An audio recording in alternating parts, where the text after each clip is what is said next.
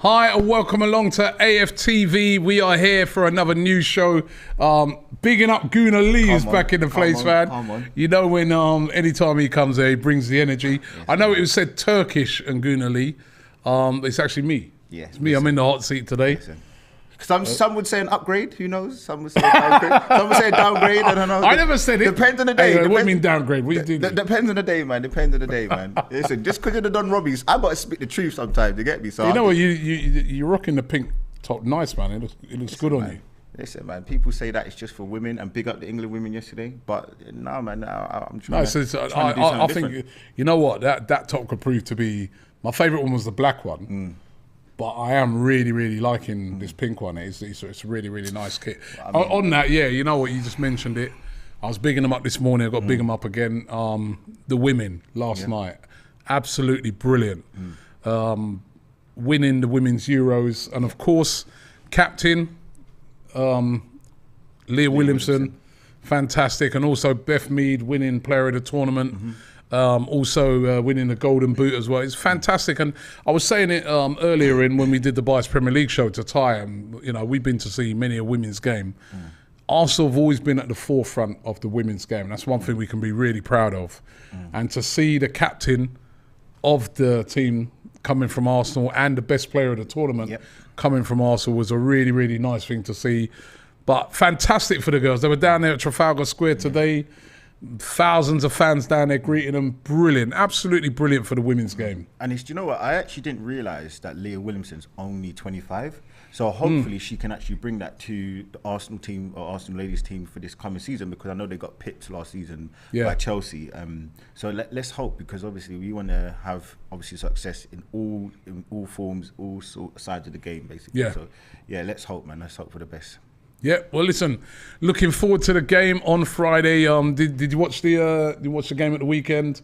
The Arsenal game. I mean, they're on fire. I mean, Jesus again, 6-0 against Sevilla. What a result! Yeah, I mean, it was absolutely what I expected. I was away. I was in Greece at the time. I watched the game, and I was with a Spurs fan.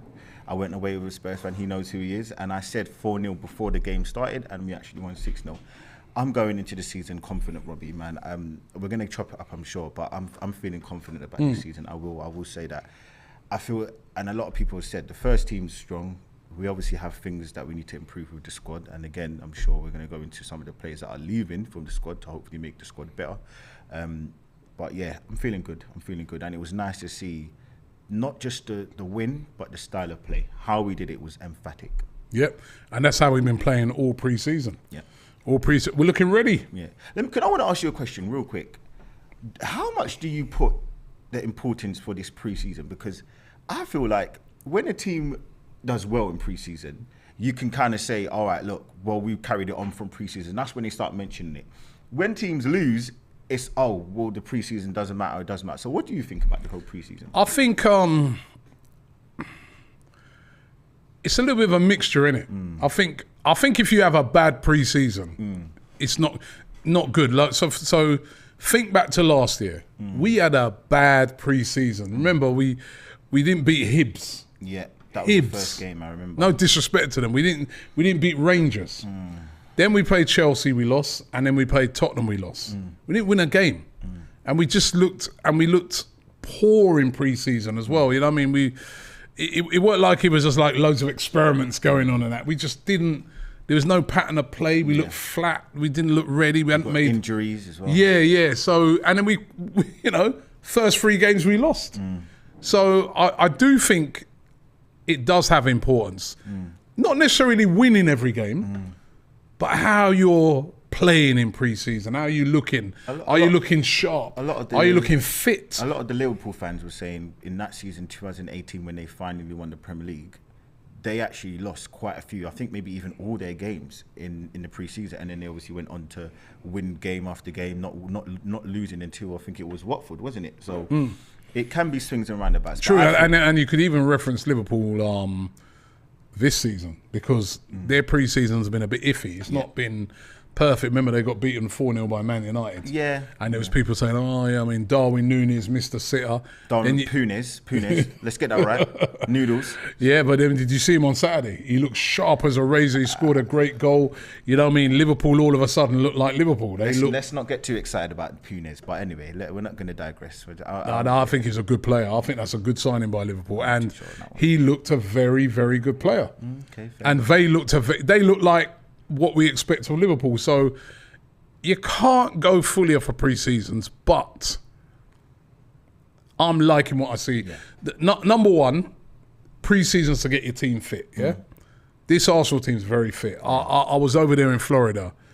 It's over 100 degrees. They're closing people down in the 70-odd minute like they were in the first minute. I mean, the fitness levels are unbelievable. The humidity of that day, they were super, super fit. And you saw it again on Saturday. So fitness is great. Cohesion of the team, how they're playing, looks really, really good. New signings have come in and they've all hit the ground running in pre-season. Zinchenko looks good. Yeah. You know, Gabriel Jesus has been exceptional, scoring goals for fun. Saliba. I class him as a new signing now. Right? He's looked brilliant. You know what I mean? So it all bodes well. I think, you know, you rather have that than a bad pre-season. You know what I mean, I'd rather be, you know, suppose we lost 6-0 to Sevilla. Yeah. At the weekend, and we were going into Palace. How would we be feeling? We'd be like, boy. Let's just hope it goes into the season. You know, that's the most. Well, that's it. That's how it. But you know, we're looking ready. I know you called into you, which I don't understand. You're contradicting yourself a bit, right? But hold on, because before we came into it, you're telling me that we're not ready. But I'm saying to you, we're looking ready for the first time. Right, you was having a go at me outside and saying, how could I say that? I'm saying it again. For the first time in probably about 10 years, this looks like an Arsenal team that is ready for this game, ready for the first game of the season. You know, in life, I think what people kind of always miss is two things can be true. So when I say that I don't feel like Arsenal are ready, it's because the squad's not complete, is it?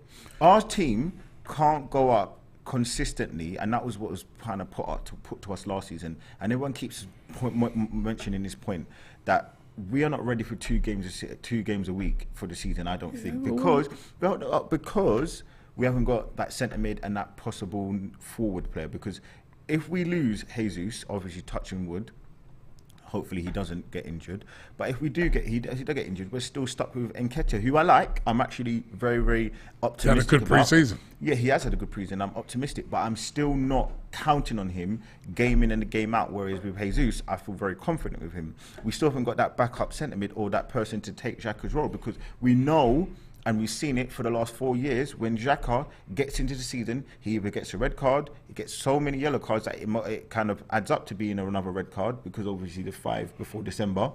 And then we don't have that fullback cover on the right-hand side, which some people may say that do we need or we don't. But for me, where I'm going out with it is I'm saying that we're not fully ready because we don't have all the players in. It doesn't matter about transfers out. You're never going to be...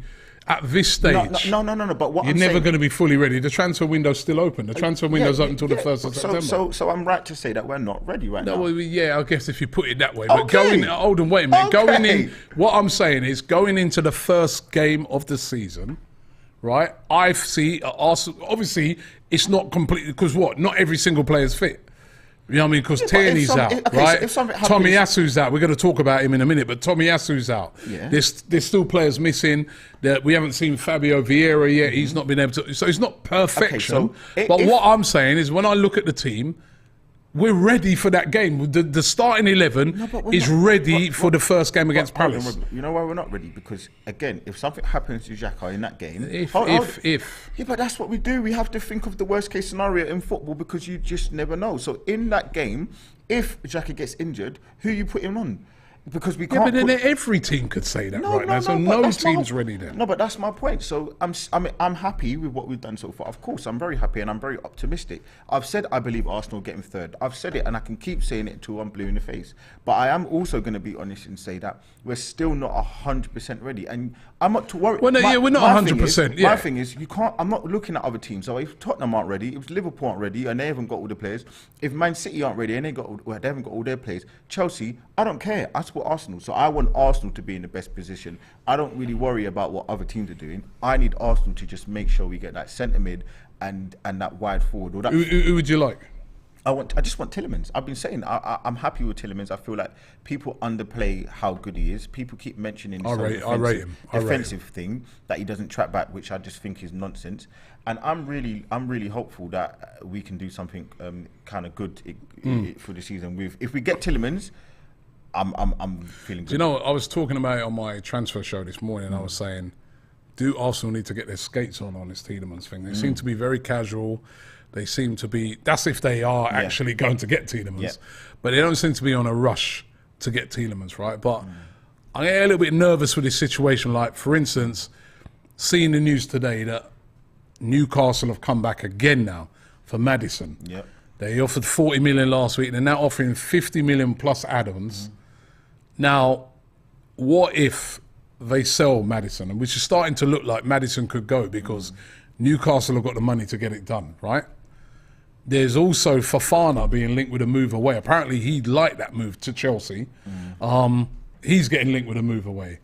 They haven't bought a player yet, Leicester. The only team in the Premier League not to have bought a player.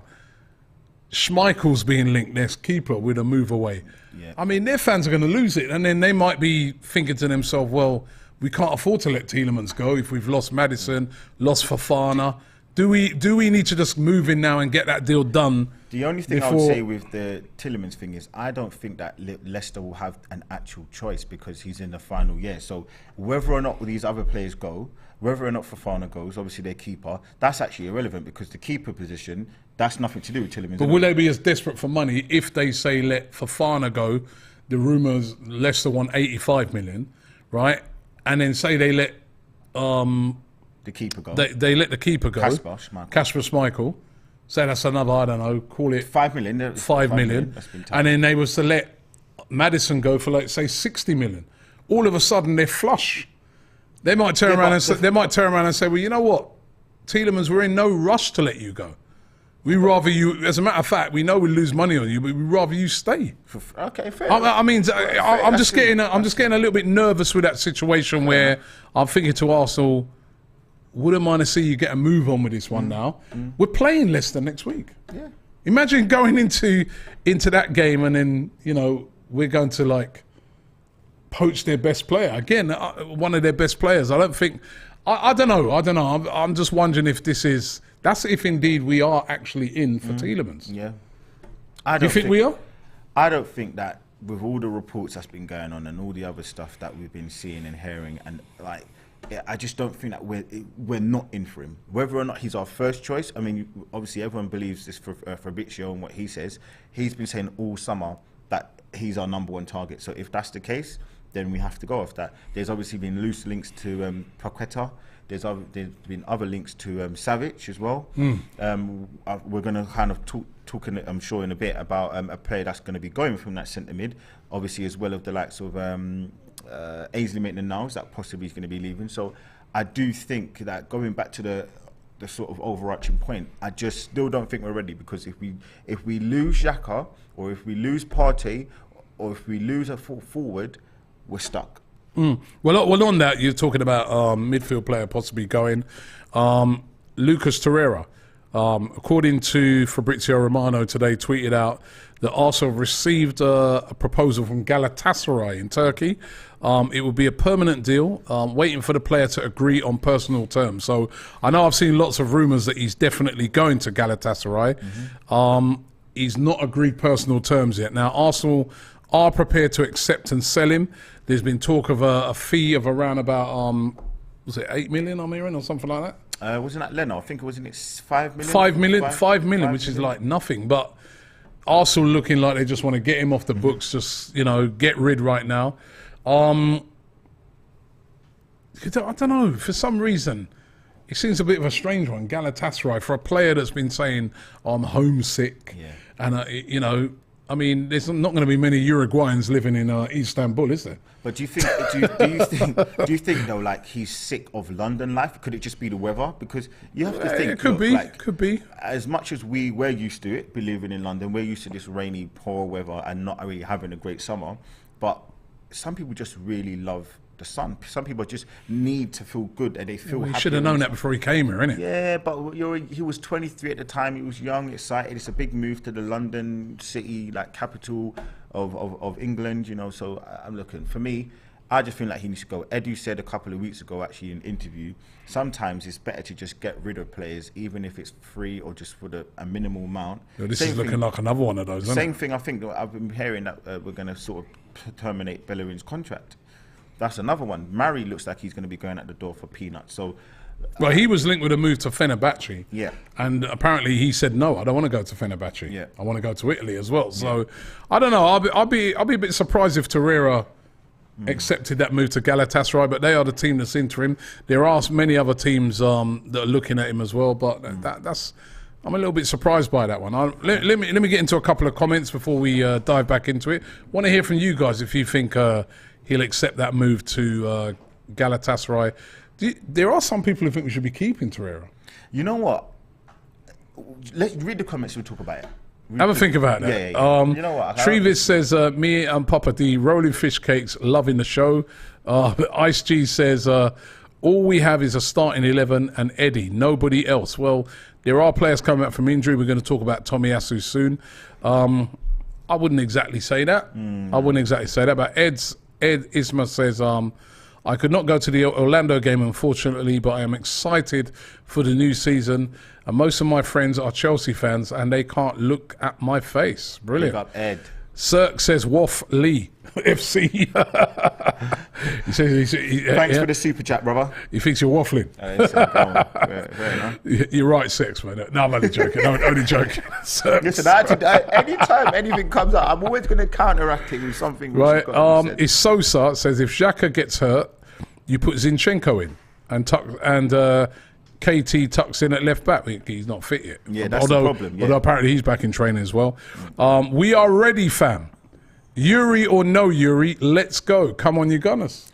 I understand that, but I just feel if we get injuries, because we always get injuries with the same players, it's just a thing where... Look at Thomas Partey, for example. Look at his injury record before he came, and then when he came. He's the one who got injured at Palace last year, remember? Exactly that, with Tomiyasu in the same game, because, well, partly because Zaha ripped him. So, for me, I'm looking at it and I'm saying, look, I agree with what people are saying, but I'm more looking at it and I'm saying to myself, I just need us to have two more players, and I'll feel the squad is ready to compete.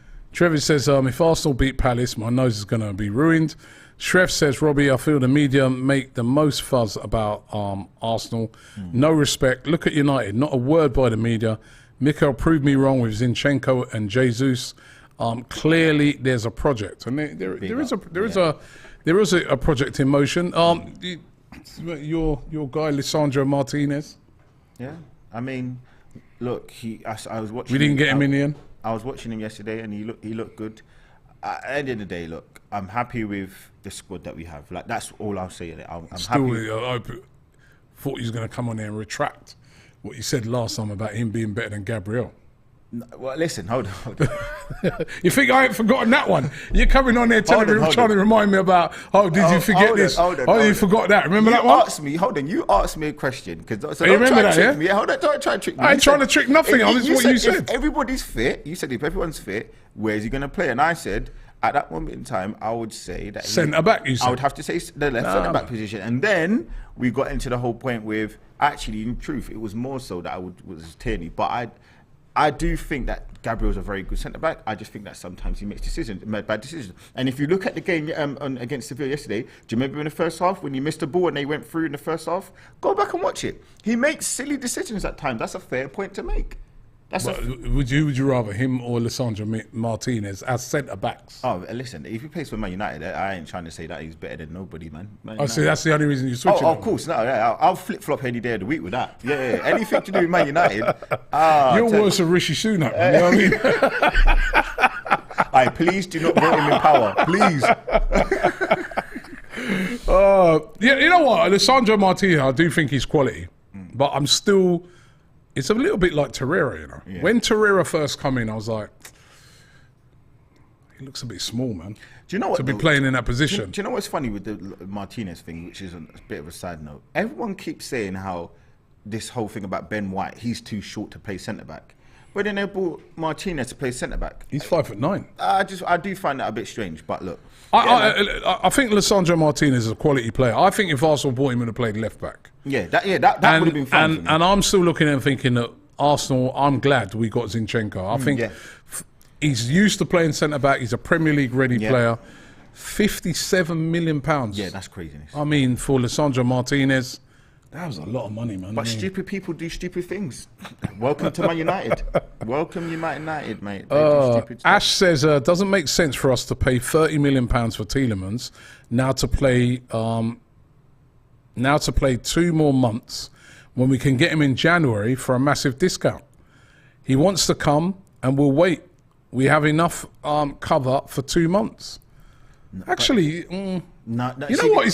But that's what small clubs... I don't want us to do that, but 2 months... First of all, I'm thinking 2 months, but he's right, isn't it? Because you've got the break in the season because of the World Cup. So Arsenal could come back in January and get him, and it would be a fraction. But I hope it's not like that. We're thinking in January he can go to any foreign club and they can have a pre-agreement. So for me, I don't want to leave it. For me, I look at that. That'd be really tight-fisted to do that, wouldn't it? I do think that's what small clubs do at times. Smart clubs do that as well, but we're not in a position where we can let a player go like that. I feel we need him now. We need him now. I'm with you on that. We need him now. I think he would be a great addition. And you are right. What's that? I'm right. You are right in saying that, you know, the midfield, sometimes you're right? The midfield. You heard it live on stream, you know. Robbie said I'm right. Sometimes, you know, the midfield, without Partey there, who else, you know, it's a big downgrade. If he's, I mean, I thought he looked very good on Saturday. So it's a big downgrade if he's not there. So there was another thing, last time with Rafinha, when he come in. I told you. I remember that with Rafinha, you was adamant that he's not going Chelsea. I got told he was... Who told you that then? Listen, man, I told you, no HP sauce.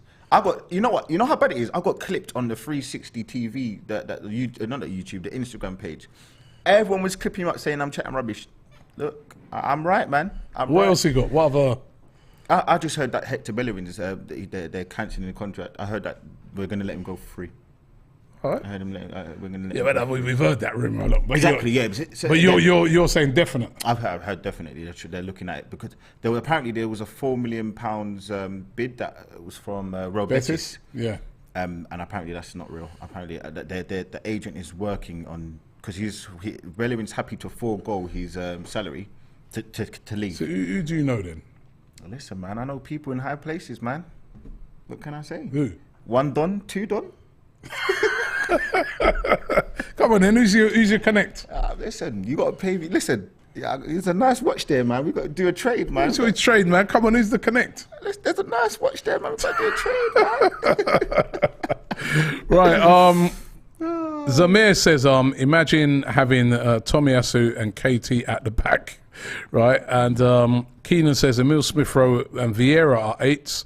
We need a DM and a wide forward. Now, getting to that, Tomiyasu back in full training.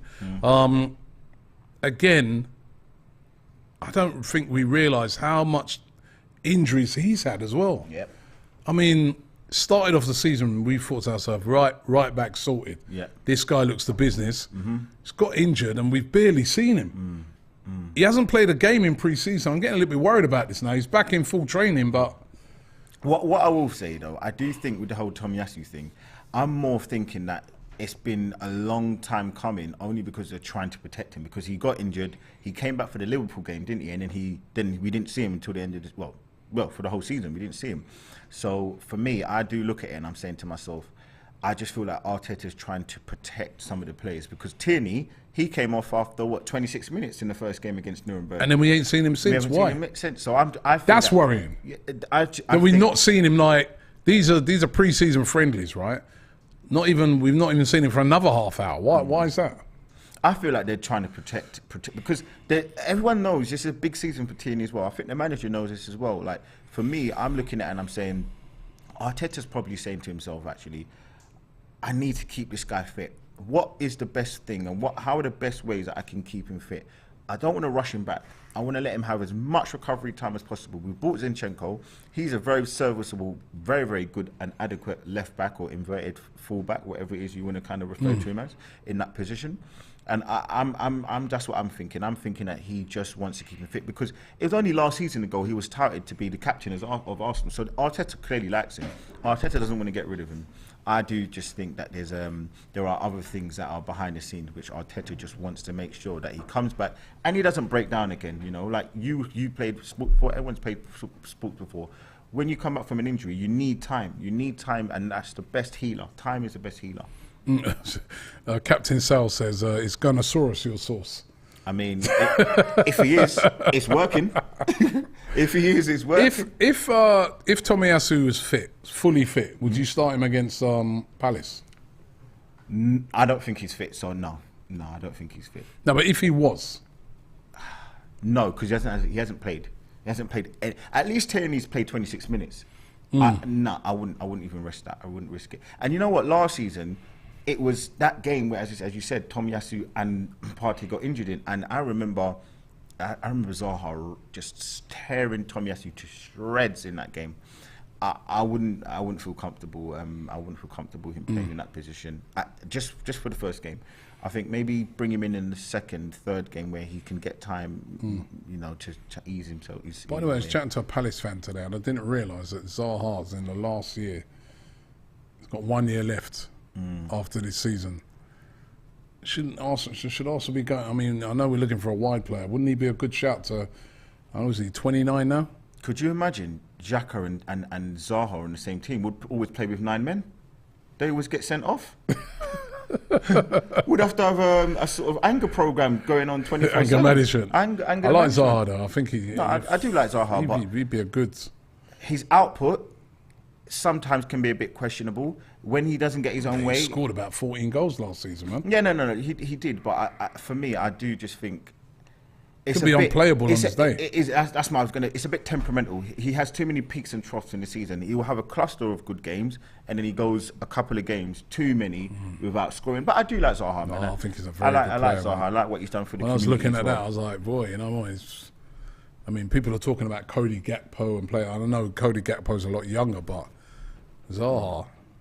I tell you another reason why he's never going to come, because he doesn't fit the profile. Arsenal are looking for 25 and younger. Not that I agree, but I don't think that's why they're looking at the Gakpos. That's why they were looking at Rafinha's. That's why they were looking at the Jesus, because of that reason. I just don't think that he's going to suit the Arsenal sort of process at this moment in time. We don't have anyone that's, well, Partey and Xhaka, but they weren't bought at that age. Nelly says, Yao Felix, all I'm saying, forward and fits the age. Doesn't fit the price line though. Yeah. And Amory Nail says, we have a strong backline. White, Gabriel, Saliba, Tierney, Tommy and Zinchenko. Our weakest area is midfield. Sign Tielemans and a striker and we're good. Striker. You know what? And this is probably for the chat as well, and for you as well. If we could only sign one position, the centre mid, or the wide forward, or striker, / I don't think we're going to get a striker. That's why I keep saying forward. So a forward or a centre mid, who are you going for? Centre mid. Centre mid. I just want that area to be solid.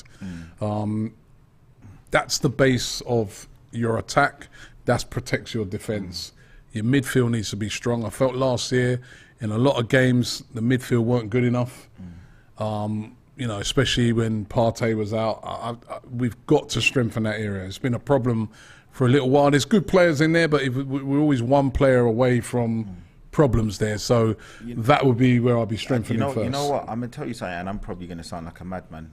As much as I want that centre mid, I'm going to go for the wide forward, and I'll tell you why. I get scared of Saka, you know. Every time I look at Saka, I always I can see greatness, but I also see Jack Wilshere in him. And what I mean by that is he's one season away, if he keeps playing, from ending in a wheelchair.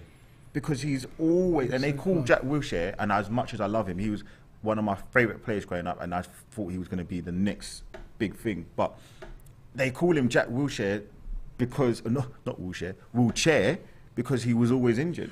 No, but listen, I'm not. Yeah, but he was. But Saka's injury record's been impeccable. Yes, but he played every game. But look he started. He's the only Arsenal player to start every Premier League game. Look what happened in the last 10 games of last season. Look what happened the season before. He made a stone, man. Don't worry about him. He's been all right. No, but don't go put your noise on him now. No, but look, you know what I mean. You're putting your words on him. He didn't get injured once last season. You know what? In Greece, I think they call it a muddy. Muddy. Anyone in the chat say the muddy, and that's like I'm putting bad vibes on him. You are, but I'm trying to protect him. I want him to be able to last. Look what happened last 10 games of last season. He was gassed. He was gassed out. Yeah, he was, and that's what I mean. I would like a wide player, but to me, you asked me a question. More urgent is that midfield player, because there are other players that you could play Pepe there, but isn't right? it? You could play Smith Rowe there. You could move Martinelli over there, but you could play Reece Nelson there. But then can I not say, can we not play ESR in that left eight position? Can we not play Fabio Vieira? Fabio Vieira can play as a right side as well. Yeah, but I'm talking about an out-and-out winger. So if we're trying to say that we know that Fabio Vieira is going to play in one of those 8 positions, preferably rotating with the likes of Odegaard. So for me, I'm saying that we could kind of mix and match with the centre mid roles, because we've got ESR, we've got Fabio Vieira. No, but none of them are like the one specifically I'm thinking of is that deep line type player like Partey. Yeah. Who else is going to play that? Mohamed El Neni. Yeah, but I don't think Lokonga.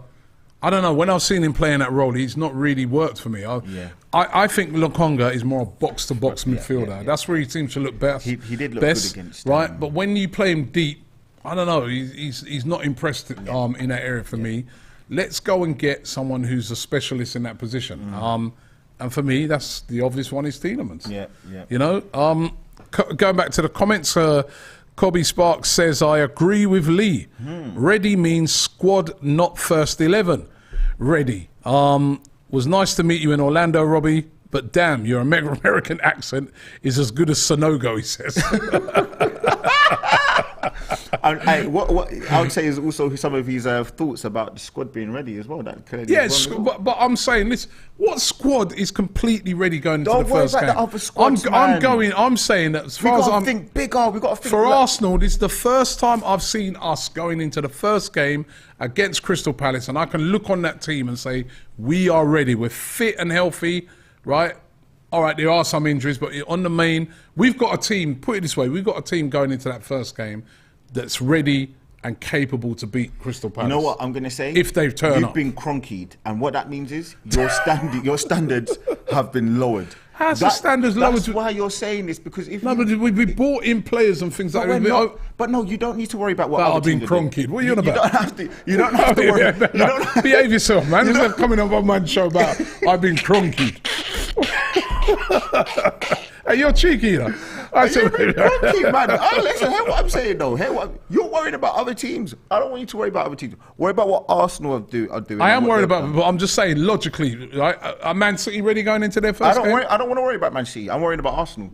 No team's perfectly ready. Yeah, I mean, there's going to be no team that's got the perfect. To that, though. We have an opportunity. But I'm saying it's and actually, if you listen to the words I say, it's the most I've ever seen us ready going into a first game. Obviously, we haven't got everything in place, but the window shuts on the 1st of September. We've still got to ship certain players out, right? So I don't think there's any team that's completely ready, but I am looking at a team that looks ready for that first game. But you get my point, though. You get my point. Yeah, squad. If you're talking about the whole squad, yeah, obviously. And then we've got injuries to certain players as well. You know what I mean? We haven't seen Smith Rowe in I'm a bit worried about these things. We haven't seen Smith Rowe in pre-season. We haven't seen Tomiyasu, all right, now he's back in full training. Hopefully you see him. We haven't seen Tierney apart from 30 minutes, and then we haven't seen him since. That worries me a bit, right? We haven't seen Fabio Vieira apart from him walking around with a big boot on his foot. They turn around and said it's nothing, but we ain't seen him since. That what nothing, there's something, right? So that's what worried me. So those are 4 players there that I'm looking at, and a couple of them are big players that we haven't seen. Tomiyasu's a big player. I really want to see him back in that team. I mean, if you've got a back 4 of, Tomiyasu, Saliba or stroke White, Gabriel, Zinchenko, stroke Tierney, that's really good. As a matter of fact, you start to look at the team, there's two, if everybody's fit, there's 2 areas for me. Like you said, that wide player, or to me, it doesn't even have to be a wide forward. It could be a forward. Yeah, that's what I was saying. It could be a forward, but a different type, like a big, rangy guy, someone like an Ivan Toney. I know we're not going to get him, but, And in midfield, we need someone, a deep-lying player can dictate the play, like what Thomas Partey does, just in case he gets injured because of that. And plus, as well, we're going to have a lot of other games to play, like Europa League and that. Yes, I think I'd really like to see us buy about 3 players, if I'm being honest, but I don't think it's going to happen. And then, of course, we've got a lot of players we've got to get rid of. There's a lot of players that are around the place.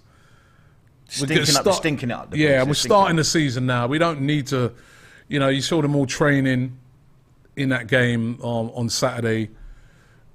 I even feel a bit sorry for them. Would you want to be training and do it? Your whole career's in limbo. Bellerin, his career's in limbo. Married. I mean, they just want to know where they're going. Go there, start, play. We want to get the money in and get them off the wage bill. Yeah. Going into some more of the comments here, Ben says we need at least 4 to 5 signings to challenge, not for top 4, but for challenging for honours. A right back, centre midfield, 6 and 8. Right wing for cover. Strength in depth is needed. Shref says, I looked at PR activities from a top FC and saw training sessions. Fans don't realise playing in the Premier League, you need a top athlete. Height, stamina, strength matter unless you're gifted. That's why Torreira and Pepe are misfits. Mr. Leia 1 says, he's right, Robbie.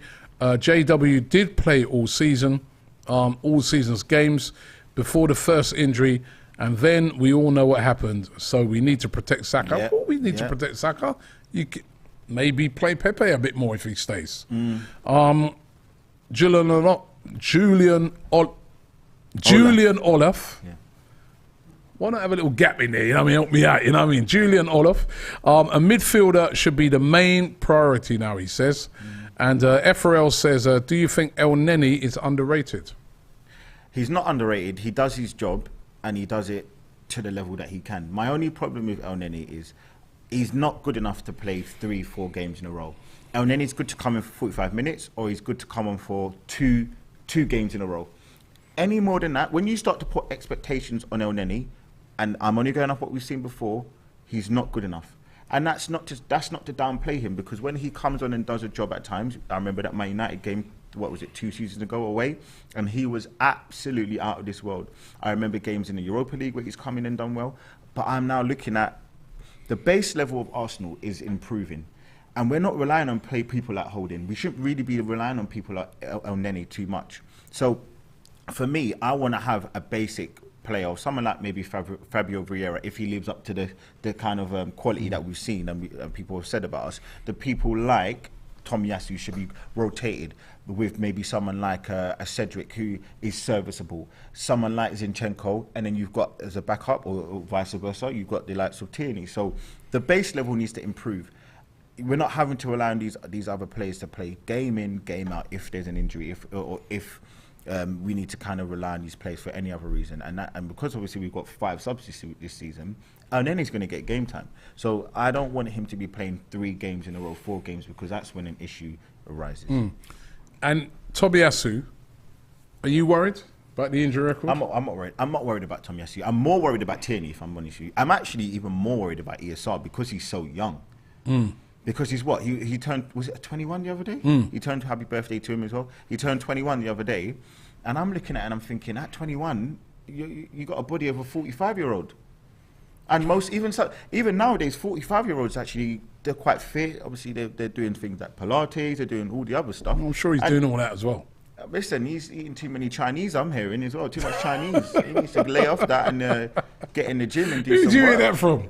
Listen, another source. He admitted it himself. He said that last season he was eating too much and he wasn't taking care of his body. And now maybe these are the things that he needs to improve on. Come on, man. He was brilliant last season when he did have some injury problems, but he scored a lot of very important goals. The jury's still out for ESR, man. Goals don't always change the game, my opinion of somebody. He needs to do a bit more, man, because in a game, I think he's a top player. He forced his way.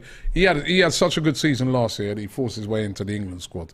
The only thing that hindered him was injuries. I mean, getting into the England squad. Injuries hindered him. Getting into the England squad, and with the manager being Southgate, that means that you're not that good, are you?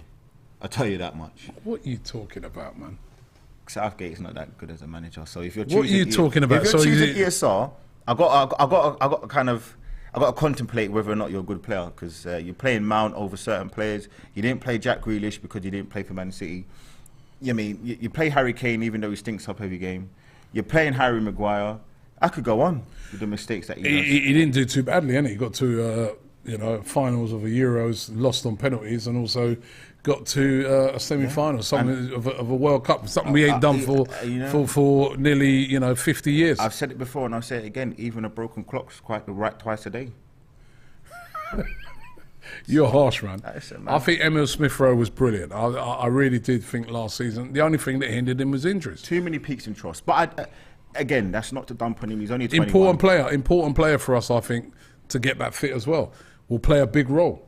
Let's see. Will play a big role for us. I'm here to be proven wrong. Look, I've changed my opinion on Nketiah. So I'm here to be proven wrong. I was here saying he's not good enough. He shouldn't be at Arsenal. And now look what he's doing. So good on him. Amazing James says, I'm sorry, Lee, but everything you've just said in the last minute, I disagree with. Well, what I will say is I think I've seen a USA dollar, so I'm never going to see you. So I'm going to keep speaking. I'm never going to see you, Amazing James. You might do. You might go out to one of these American tours or something. I mean, you know what? Next year, actually, they've got guns out there. You carry on. You know what? I ain't got. You know what, James? I'm sorry, my brother. FRL says, if you was to bet on someone in Arsenal to win the Premier Player of the Year, who would you choose? Ooh, Premier League Player of the Year. Ooh. I want to say Jesus, but I'm expecting big things from Saka this season, so I'm going to say Saka. How many goals do you think Jesus will get this year? He's getting minimum 18, 21 goals. I've said it. Jesus is... I need everyone to book it. Everyone, clip this. He's getting minimum 18 goals in the Premier League. Minimum.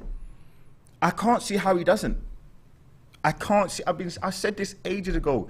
I said this on the 19th of May, I said that Arsenal will finish in third, which I still believe. And I've said over the last month, I said, Jesus, he's getting a minimum of 18 goals. He's just too good. Look at the minutes to goal ratio. Look what he's doing in the Premier League. Has he been... I don't know, right? I was just saying to a couple of the guys the other day that I always knew he was going to be a good player. I always knew it was a great signing. But he seems better than I thought he was going to be. Again, I know it's only pre-season, but he seems... The things he's doing, and I'm like, woo. I never really saw him as that type of player. He's better than I thought. You know what? Another thing I've got to put you up on, Robbie. You and Judges. Where's Judges? You know what I'm going to bring up? We both said we got that horribly wrong. Where's Judges? Because like you said, we can get things wrong. Yeah, no, listen. I'm not even flip-flopping. You can get things wrong. You know what? So are you totally wrong? Because I'm totally wrong. Because as an out-and-out goal scorer, Richarlison's not an out-and-out goal scorer. Jesus now, I'm saying he's going to be an out-and-out goal scorer. His movement, the way he gets himself into certain positions in the box. You saw his 3 goals at the weekend. Mm-hmm. The one that I liked in particular was the way he just took that ball down, then did that quick little movement, passed it off, and then sprinted into the box. I was like, wow. Love that. Love that movement. And got his goal. Most other players would have just done that, stayed out there, admired it. He didn't. Yeah. his movement is going to get a lot of goals. Listen, I'm expecting big. You know, my thing with Jesus is that why I believe he's going to get 18 goals is because he's got a bum, and yes, he is a bum, in Richarlison playing for the Brazilian and in his position. So I'm looking at him saying he knows that he needs to beat out that player to get into that number 9 position. So I just want to say to him, I think he's come here and he's saying to everybody, I need to play well to get into that position to start for Brazil. I also know that I've come in and I've said that I want to be the number 9. And what the number 9 means is scoring goals. For me, that's what the number 9 is for me. It's not a Firmino thing where he's dropping deep. He is the number 9 and he wants to score goals. And I just think that all encompassing, he's going to come in and do really well for Arsenal. And I've said he needs to get 18 to... I think the most goals he's got in the Premier League season, I think, is it 14 goals? He hasn't got more than 14 goals in the season. So for Arsenal, we're creating opportunities week in, week out. I feel like he needs to get at least 18 goals to be a success. If he doesn't get 18 goals in the Premier League, I'm still going to be happy with him, but I won't say that he's going to be the biggest success. He needs to get them 18 goals. All right, Contra Shula says, do we keep Nelson and Pepe? I think Pepe should be sold as he isn't given a chance anymore and doesn't look up for it when he gets a game. Do we keep Pepe and Reece Nelson? The rumours are, with Reece Nelson, shall I just say, that he might be kept. They might give him a chance to see what he can do. But would you? I mean, it's hard because I had so much hope for Reece Nelson. I'm sure you did as well. I'm sure many people did. But I genuinely do look at Reece Nelson as one of those players who's got all the skill, but he's got no football IQ. And what I mean is that he just doesn't understand where he needs to be, the runs he needs to make as a footballer in his position. For me, I'm shipping him out to Azkaban, to be honest with you, as soon as possible. To where? Azkaban. Where? Harry Potter, man. You never seen Harry Potter? I'm not a Harry Potter fan. And I'm putting him in one of those deep cells where no one can find him, man, because he doesn't perform, man. He's not. What about Pepe? Pepe, I mean, any taxi that I can get him to Newcastle or anywhere else, I'm willing to pay. So gone. Brentford, anywhere. I can't stand him. He's horrible. And it's bad and it's horrible to say, but he's just a waste of time. So definitely, you're not having Pepe at all. Apparently, he put his house up for sale as well at the end of last season. I don't know. Is that true? Well, I don't know, but he did put on his Instagram recently that he's ready for the new season and ready to, and he added Arsenal saying, ready, worked hard pre-season, I'm ready for this. I mean, it's Instagram. I said that I love my ex and I didn't really mean to say that. So I wouldn't go too far with the old Instagram stuff. Anyone says anything on Instagram these days, man, I tell you that much. And shout out to my ex, though. She's doing all right. But, Oh, my God, you jokes, man. Shref says, Mikel has brought in multi-dimensional players who do more than positional roles and have high football IQ. Technicality, first time our centre-backs are big. True. JML says, so if you don't get top 4 and there's no trophy, surely Arteta out, yeah? And it's a yes or no answer. He's under a lot of pressure this season, You isn't know what? Someone in this room will kind of attest. I was so Arteta out 2 years ago. You wouldn't find anyone worse than me. But now I don't like to do the whole Arteta out thing because you've got a new contract. Nothing's going to change. I just need to see some real change in some of the things he's been doing over the last season and a half. Some of the silly tactical decisions, some of the silly changes, some of the ways that he's treated some of the players, like Pepe actually at times, Torreira, Aubameyang, Lacazette. So I just need to see some change. But he has to win the Europa League and get top 4 for me. Like a bare minimum, he has to win Europa League and get top 4. I don't feel like it can be one or the other either. I feel like spending almost $500 million in 3 years, being totally backed more than any other manager has been in Arsenal history, in that short space of time as well. Emery didn't get back like that. Arteta didn't get back to that. And yeah, there may be sort of stipulations. You mean Wenger? Wenger didn't get back. There may be some stipulations with the whole Kroenke's in on the Arsenal and stuff like that. But for me, I just can't see how he gets away with not doing those two things. There are no excuses. And this is why I keep saying Arsenal are getting top 3, because I feel like for the first time ever under Arteta's tutelage, he's had some sort of, I guess you could say, aim. He's never seemed to have an aim at the start of the season. And I know something you've spoken about as an owner. Are the owners sitting down Arteta and saying, big man, this is your aim. This is what you need to do. If you don't do it, you're off to somewhere, Valencia, with Gary Neville and the old crew back in the day, when you're going to lose 8-0 against Barcelona again. Other than that, it just has to happen. It has to happen. He has no more excuses. So, okay. Yeah. Isaac Lowe says, who do you think should take penalties, Saka or Jesus? Whoever feels good on a day, man. Like all of these semantics, man. Listen, Saka has been taking the penalties. He took a brilliant one at the weekend. He hasn't missed one for Arsenal. Keep taking them. I mean, look. Keep taking them for me. To help my sort of a little agenda with this 18 goals, I'm going Jesus. But I do like Saka. I do like Saka's goal. Boubacar Diallo says, to challenge for everything realistically, we need to get Leroy Sané, Tielemans or Savic. Say the centre mid. Yeah, I like Leroy Sané. The Savic one, I know obviously Turkish really likes him, the numbers he gets and the sort of how sort of strong he is and his stature in the game. There's just something about me that not irks me, but he's been linked to Man United for since he was 12 years old. You know, Savage. Yeah, he's been linked for so many years and he's never been moved. Well, they've always wanted some mega money for it. The only thing I look at Milinkovic Savic, he's more of a box-to-box we don't need midfielder. That. I still think a more deep-line playmaker, but he's quality. He is good. He's quality. Be very expensive. Ruben says, yes, Robbie is talking sense. I don't know why people have overlooked the need for a second striker signing. We are Jesus injury away from another goal drought. I wouldn't go that far. Back Eddie Nketiah now? Yeah, I wouldn't go that far. Scored again at the week. I think a lot of people forgot that. He scored again. It was a tap-in, but yeah, look, I'm feeling confident about Nketiah. 30-yard, 40-yard banger, overhead kick. Let me give you another little hot take. Or a tap-in is still one goal. Let me give you a little hot take. It don't matter. Nketiah.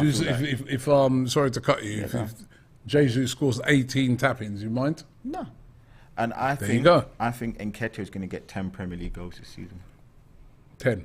I think he's going to get 10 Premier League goals.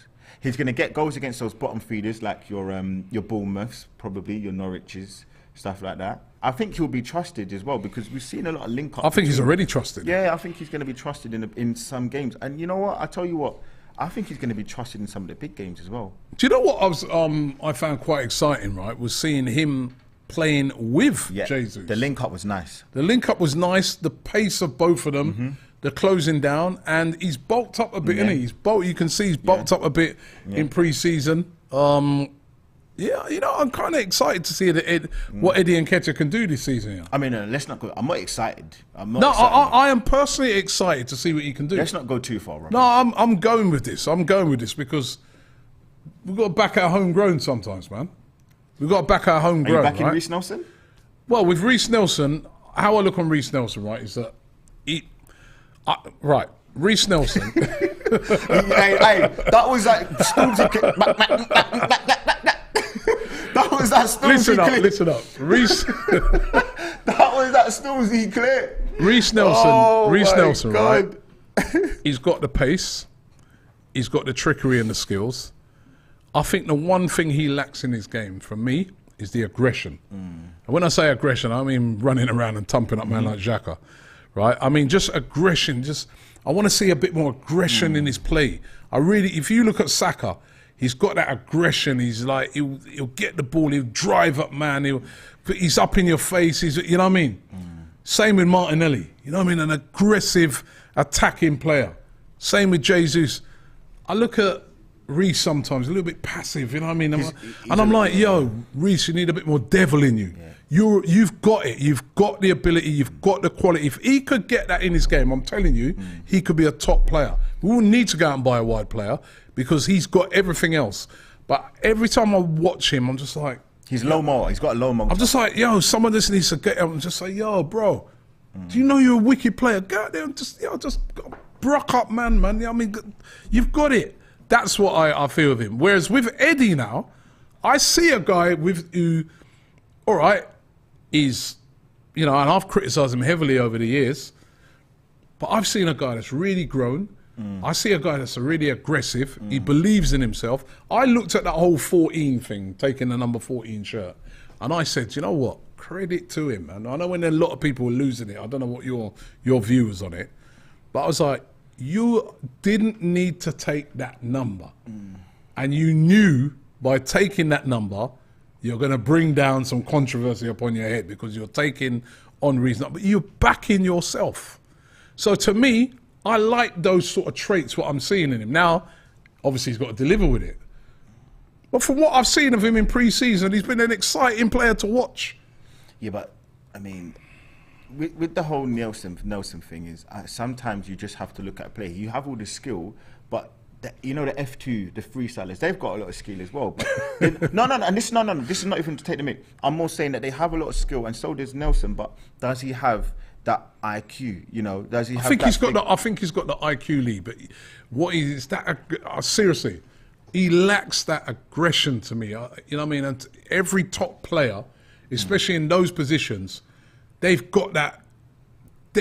Zaha, we were just talking about, he's got that in it. He's got that aggressive way of, I'm going to stick it to you. You know what I mean? He's probably looking on it and saying on Friday night, Ben White, you're playing at right back. Yo, bro, I'm coming for you. Yeah. And I'm going to give you a hard time, and I'm coming hard. I don't know if with Reece... You're coming where? Behave, right? I don't know with Reece. It ain't Valentine's Day today, you know, bedroom. I don't know with Reece Nelson if he has that mentality. You know what I mean? You understand what I'm saying? If he's on the bench, he's not bothered. He hasn't got. And someone said, look, is it Achilles? I can't even see it. To be Which one? Someone at the bottom. They said similar to Pepe. Similar to. Yeah. There you go. That's another guy. Be more aggressive in your play, man. Go. I mean, that's what I like about Martinelli. That's what the fans like about Martinelli. Yeah. That's what we like about Jesus. And that's what I'm saying. That's what I'm liking about Nketiah. Yeah. Yeah, no, I agree. Listen, Nketiah's like fearless. Yeah. Don't you think? Yeah, no, I'm agreeing. I can't. There's everything you said. I 100% agree with that. And I'm not sure if Nketiah has more ability than Reece. Yeah. I think Reece has got more ability. But I think just that Nketiah is fearless. He's aggressive in his play, and that's what the manager likes. You can see the pattern now. You can see the type of players that Mikel Arteta likes, isn't it? Yeah. You can Hard see workers. Odegaard, aggressive player, in your face, not give you a minute. I want to see a bit more. Yeah, that guy's right. Similar to Pepe. Yeah, I agree. Similar to Pepe. Did I do this one before? Boubacar says to challenge realistically. Leroy Sané, Tielemans. You liked Sané? Yeah, I like Sané. If he's the guy to take us over the edge, I would. And this is the last time we spoke about. I would have still preferred Gnabry. I would have still preferred over Sané, but I don't know if he's the guy to take us over the edge. But I feel like he's not done great, Sané, since he's been to Bayern. But look, again, I mean, I know everyone's jumping up and down about him. He's not really. The injury thing though, it's the injury. Yeah. That's why I'm worried about ESR, because it takes so long to come. I know he hasn't had the same injury, of course, but it could be looked at as worse because he's had so many injuries with ESR. Whereas at least with Sané, we know it was just that one big thing, and that's what's impacting him, probably being that superstar, world class player that he was on the road to being. JML says fair play, and Nketiah might bang in 10 goals in the championship. Nah, man. Nah. I do think Nketiah is going to have a lot more about him this season. I think he might surprise a few people. I think he's going to do all right. I think he might surprise a few people. Peter says Nelson is just as good as Iwobi. He's not growing at all, and I don't see any improvement. Unlike Eddie, he hasn't shown the hunger and aggressiveness in him. Look, listen, I agree. I do look at it and I'm saying to myself, there's something with Nelson, and it's not a personal thing. I don't know the brother. Hopefully, you go in and you do amazing things. I just don't see it at Arsenal, and it's not. Honestly, I'd love to see him succeed. I always love our players coming through the ranks. And as I said, from what I see, got it all. They must, the fact that they're even saying they're going to give him another chance. Right, I think they can see that he's got it. I've spoken to people at Arsenal before. They said, Robbie, he's got it. He's talented. He's a top player. He had a good loan last year as well. Let's not forget that. He went on loan to Feyenoord. He did well. But the Dutch league, though, Well, he was bigging up Lisandro Martinez, who come from there, innit? Yeah, no, you wanted no, to, no. Okay, wanted to replace Gabriel with it. So you can pick me up. That was a Dutch league, wasn't it? Yeah, again, and you can pick me up. But the only issue with the difference with Lisandro Martinez is he was playing for Ajax, who's predicted and always wanting to win the championship, whereas Feyenoord wasn't. Yeah, but he did well for Feyenoord. They got to the final. They got to the final of the Conference League in the Champions League, so you can see the quality against those big players. We saw what he did against Haaland. We saw what he did against the likes of PSV last season. So all I'm saying to you is, I do agree. Yeah, it's the same league, but different teams and different players have different expectations on themselves and from the club. So, Mr. Smith says, Eddie will benefit from having Jesus there. Yeah, I agree. And Forever Arsenal 28 says, your thoughts, AFTV, on Mateta as a third striker. Well, we'll come up against Mateta on Friday. I'll tell you what, he's a unit, man, and he gave us a hard time when we played him, but not the most skillful player in the world, but yeah, no. Plan B. He's a plan B. We don't have that. I do think we're lacking that, type of player. But you know what, and you even said it. So the reason why we're never going to go for Mateta is because we're going for high technical players. Whether or not we agree with going for those kind of players is a different thing. But I do really look at it and say that Arteta wants those high level technical players. So with the likes of Mateta, he's just a battering ram, and we all want that plan B. We all want a player. I think that was Vlahovic, wasn't it, when they were trying to go for Vlahovic. But I just don't see Arteta going for any of those kind of players moving forward. And even Vlahovic, yes, he was a big brute. He was like 6'3", but his technical player ability was second to none. All right. D3MI says, I don't think you're fair. Sane doesn't get the credit. He works harder than any Bayern player. I don't like the guy until I saw his work rate. I believe Sane is the better of the two. Oh, listen, I'd have Sane. We're coming towards the end of the show today. Leno, by the way, going to Fulham, 8 million. Yeah, good luck to him, man. Like, you know what? Even for the thing he did last season against was it Leicester? No, Aston Villa away. He came in, he did an amazing thing. You know what? I was going to say, the thing I love about Leno more than anything is he's a solid professional. He never moans. He never complains. He does his job. He's always ready. He actually was never injured, and he saved a really two great world-class saves against Tottenham 2 seasons ago when he was still at Wembley. So for me, good luck to him. But we are going to pipe you on a couple of weeks' time when we play them. Efro says, do we have the best young team in the world? I mean, no, we don't. So listen, we're rounding it up now. The talk about today is Tomiyasu back in full training. Hopefully he can get fully fit. We really do miss him. He's a top player, but it's good to see Tomiyasu back in full training. Lucas Torreira linked with a £7 million move to Galatasaray.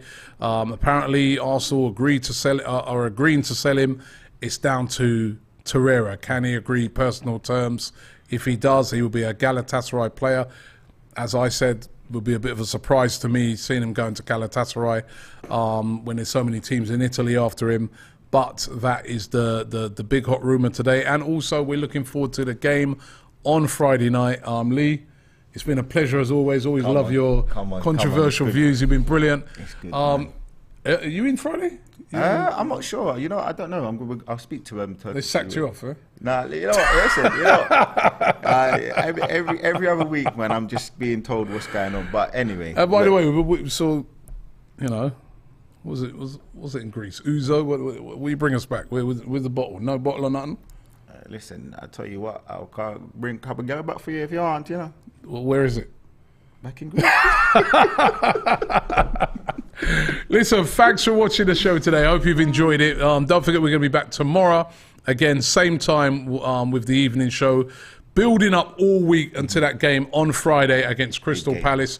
Also, don't forget every morning, Transfer Daily. I'm sure I'll have more news for you on this Lucas Torreira situation.